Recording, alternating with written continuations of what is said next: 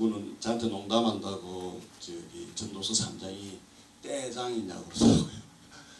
때가 많아가지고요. 예. 그래서 제가 먼저 질문을 하나 드리고 싶은 거는, 어떤 친구들이 강아지를 너무 사랑해서 닥터리 강아지가 구원받냐고 물어보더라고요. 구원받습니까, 사모님?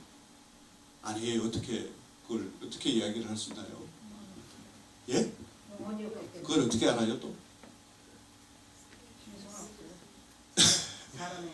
여기서 이제 하나의 구원이나 십자가 이런 인간이 생각할 수 있는 그런 상징적인 의미들을 강아지들은, 개들은, 동물들은 이해를 할 수가 없다는 측면이 나오게 되는 거죠.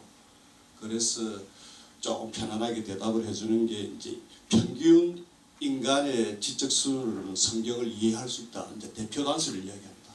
IQ를 한 100 정도로 본다면. 그런데 강아지들은 성경을 읽을 수도 없고 해독도 못하고 또 이렇게 죽었다는 자체가 어떤 개념인지 십자가를 이해를 할 수 없는 그런 측면들. 그래서 인간이 가지는 이런 지성 자체가 하나님께서 우리에게 주신 큰 선물이잖아요. 그 지성 때문에 이해를 하게 되고, 그 지성 때문에 감정이 생기게 되고, 예, 그러면서 그런 정서적인 것으로 인해 가지고 행동의 동기가 생겨서 우리가 더 믿음으로 또 소망으로 이렇게 나가는 계기가 되지 않습니까? 오늘 여러분들 그 읽으셨던 성경 말씀 보면 범사에 기한이 있다 그러고 만사가 다 때가 있는데, 때라는 것은 날 개역 한글적으로 보면 목적이라는 개념이 나오거든요. 그래서 이 목적이라는 게 하나님께서 창조하실 때 그 뜻이 다 숨어 있다는 이런 의미가 되잖아요. 근데 2절하고 3절, 4절 쪽을 보면 날 때, 죽을 때, 죽일 때, 치료할 때, 울 때, 웃을 때, 어떻게 보면 이 전도서의 그 흐름상으로 보면 이제 때라는 그런 관점에서 예수님께서는 인간이 받을 수 있는 가장 큰 고통인데 슬플 때, 그리고 부활은 소망인데 가장 드라마틱한 이런 삶의 스펙트럼이 이제 다 커버가 되어 있는 거예요, 보면. 그죠?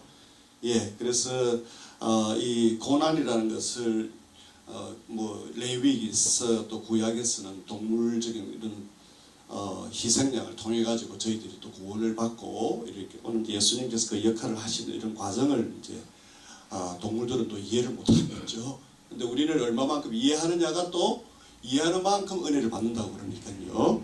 그래서 이렇게 쭉 내려가시다 보면 이제 8절에 가면 사랑할 때, 미워할 때, 예, 상당히 저 같은 경우는 이제 고통받는 사람들, 특히 정신적으로도 이게 정서적으로 감정이 상처가 많이 있잖아요. 근데 하나같이 보면 억압이 많아요. 막 눌려서 고통받는 것, 그리고 그들 언어 속에는 unfair, unfair. 그래서 분노가 차고, 예, 그래서 분노 교실도 하게 되는데요. 예, 그렇다면 그들이 가지는 그 고난 속에서 성경이 많은 크리스천들도 상담을 하지 않습니까? 상담을 받으러 오는데 저는 조금 정신적으로 안정이 되고 나면 전도서를 꼭 이렇게 하게 되거든요. 전도서 속에 이제 인생의 그런 스펙트럼이 다 들어있고, 1장에서 뭘로 출발합니까? 예, 1장 2절에는 전도자가 이러는데 헛되도다. 모든 것이 헛되도다.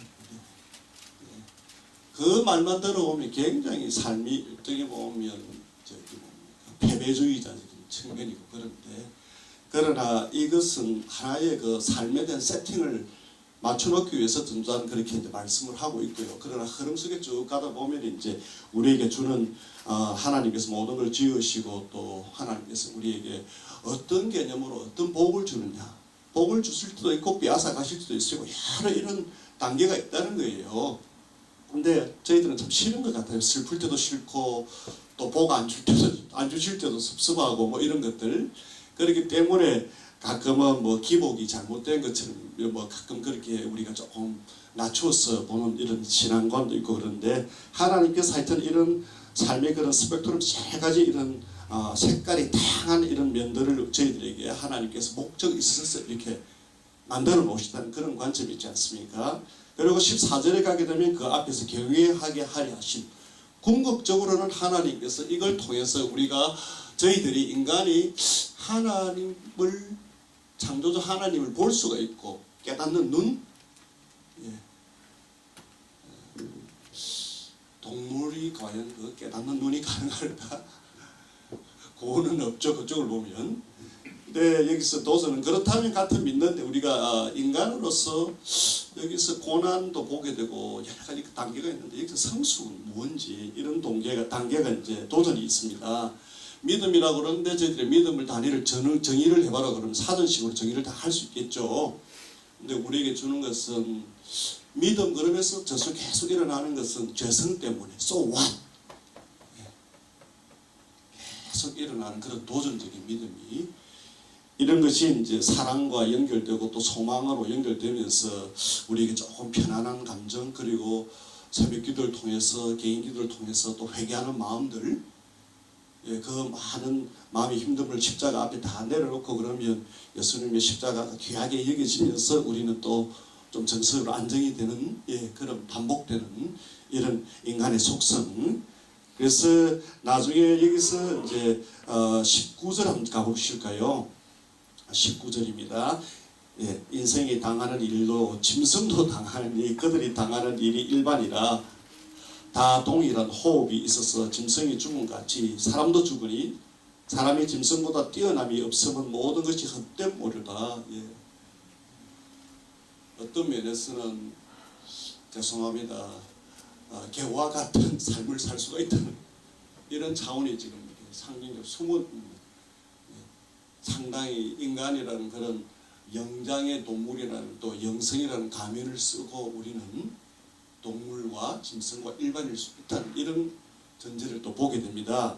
21절은요. 인생들의 혼은 위로 올라가고 짐승의 혼은 땅으로 내려간다나 이런 말씀들이 있는데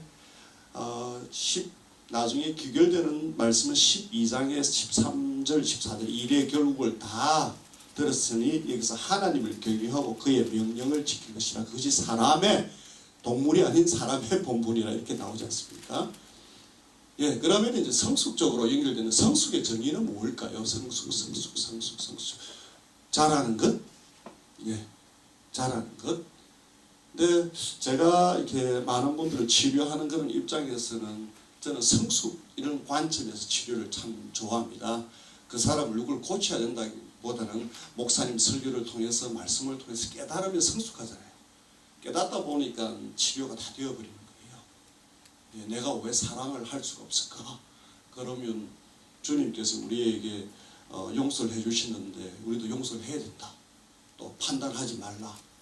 이런 맥락들이 계속 성경에 다 숨어 있는데 이걸 듣고 얼마나 깨닫고 우리가 조금 더 성숙한 생각을 할 수 있을지 이런 차원이 말입니다.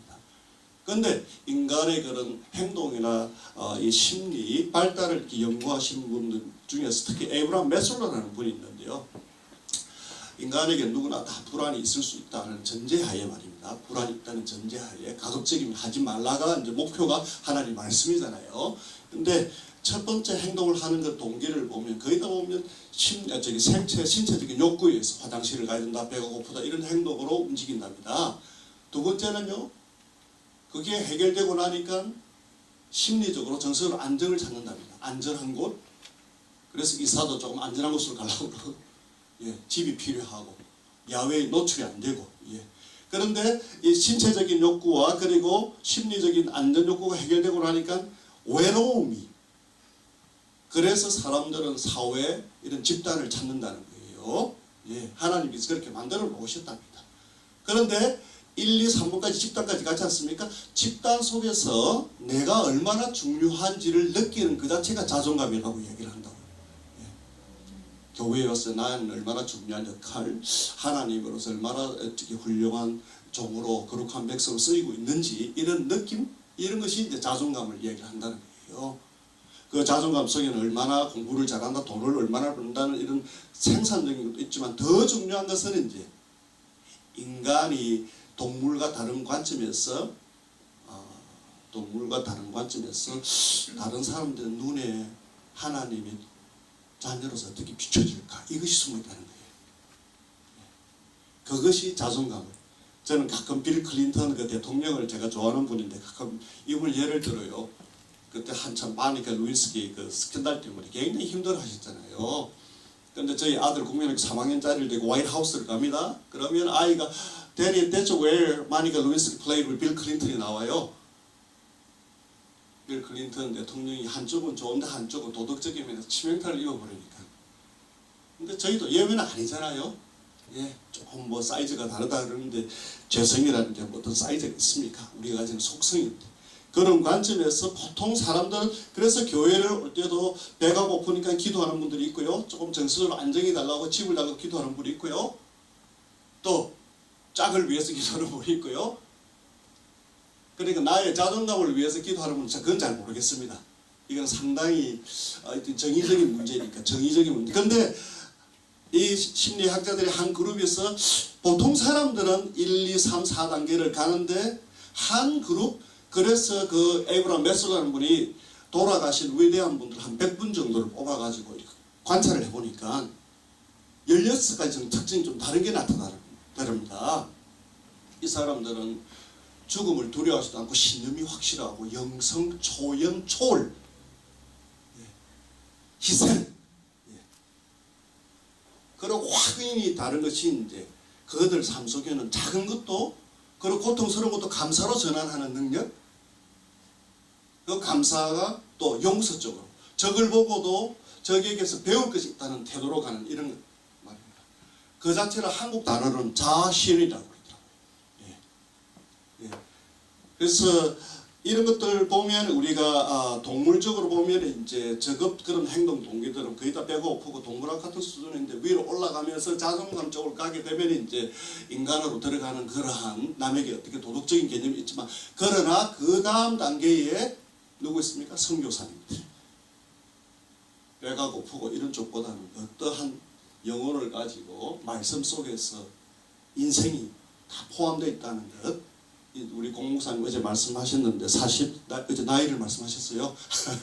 예, 40까지 사셨지만 그 속에서 세상에는 답이 없고 말씀 속에 답이 있다고 그랬는데 참 학교 교육이나 우리가 이야기하는 수군 학원 교육 이런 걸 보면 과연 아이들을 살리는 건지 죽이는 건지. 왜냐하면요, 학교 자체가 벌써 성적을 가지고 등급을 매겨놓고 열등감을 자극하는 상위 한 10% 정도는 인류 아이빌리그 또 뭐 인류 고등학교 갔다고 뭐 저희들 자랄 때 그렇게 키워져 왔고요.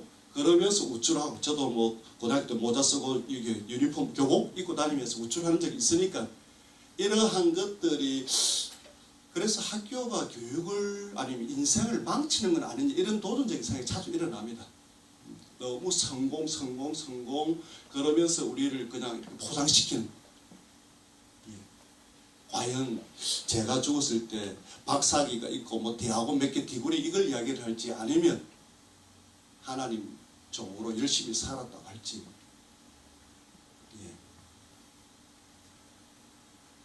차라리 저희에게 도전이 되는 것은 예수님께서 십자가를 지시고 가신 것처럼 우리도 그렇게 살았다는